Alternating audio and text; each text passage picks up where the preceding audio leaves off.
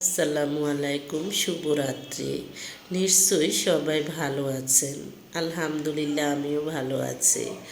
আজকে আমি আপনাদের সাথে একটি বিষয় শেয়ার করব, যে বিষয়টি সব মা বাবার জন্য অত্যন্ত গুরুত্বপূর্ণ।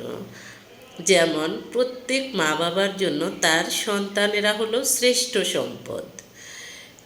ছেলে হোক মেয়ে হোক, দেখা যায় যে আদর্শ মা বাবার জন্য সন্তানই হলো শ্রেষ্ঠ সম্পদ।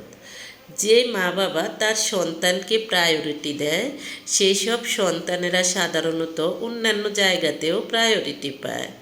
অপরদিকে যেসব মা বাবা তাদের সন্তানদেরকে বিভিন্নভাবে অপদস্থ ও লাঞ্ছিত করে, ছোট করে কথা বলে, সেসব সন্তানদেরকে অন্যান্য মানুষেরাও লাঞ্ছিত করে, অপদস্থ করে কথা বলে। আবার অনেক মা বাবা অনেক বিবাহিত ছেলেদেরকেও অনেক খারাপ করে কথা বলে। এতে আপনার সম্মানহানি হয়। কারণ দেখা যায় যে আপনার সন্তান লজ্জিত হয়। আপনার সন্তান লজ্জিত হওয়া মানে হলো আপনিও ছোট হচ্ছেন। কারণ যাদের সামনে বলতেছেন তারা আপনাকে কখনো ভালো চোখে দেখবে না, যতই আপনি মা বাবা হন না কেন। মা বাবা দুজনের মধ্যে উভয়জনকে উত্তম হতে হবে, অর্থাৎ দুজনকেই উত্তম চরিত্রের অধিকারী হতে হবে। এদের মধ্যে যে কোনো একজন যদি রুক্ষ টাইপের হয়, অর্থাৎ কথায় কথায় সন্তানদেরকে মারধর করা, এগুলো করে, এটা কিন্তু উচিত নয়। যে কোনো একজনের জুলুমই কিন্তু যথেষ্ট যে একটি সন্তানের জীবন সংকীর্ণ হওয়ার জন্য। তাই সন্তানের জন্য সম্পদ না রেখে সন্তানকে সম্পদ হিসেবে গড়ে তুলুন। বাড়ি গাড়ি করার ধান্দা না করে আপনার সন্তানদের পিছনে আপনি কিভাবে খরচ করলে আপনার সন্তান সম্পদে পরিণত হবে, আপনি সেটা করবেন।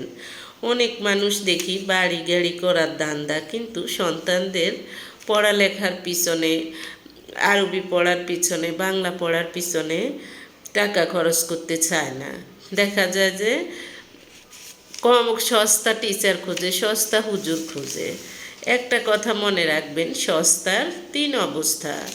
অর্থাৎ সস্তা জিনিস কখনো ভালো হয় না, সস্তা জিনিস কখনো ভালো হবে না।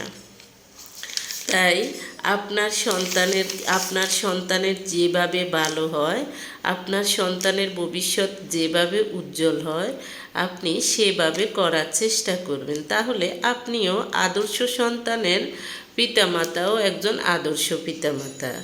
আপনার সন্তান আদর্শ হওয়া মানেই হলো আপনিও আদর্শ।